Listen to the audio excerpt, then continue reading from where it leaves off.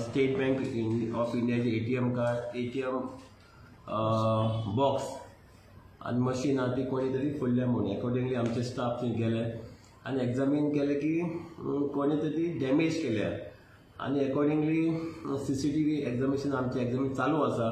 But we are seen that one red colour shirt घातला तो मनीस ती फातर मारता म्हणून तेजेर. सो अकॉर्डिंगली आमी मॅनेजराक आपयलो आणि ताजी आमी कंप्लेन घेतली आणि अननोन मनशान ते मिसचीफ केला म्हणून त्या प्रमाणे आमी कंप्लेन रजिस्टर केली आणि we will try to track that person who had damage the ATM machine.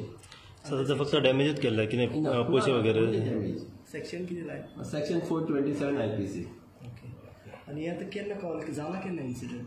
म्हणजे काल राती जाला तो आणि CCTV एक्झामिनेशन काम चालू आसा. So we will find out whether he is drunkard or mental or whether he has done it on purpose. We will find it out. So honestly ATM की चालू? ATM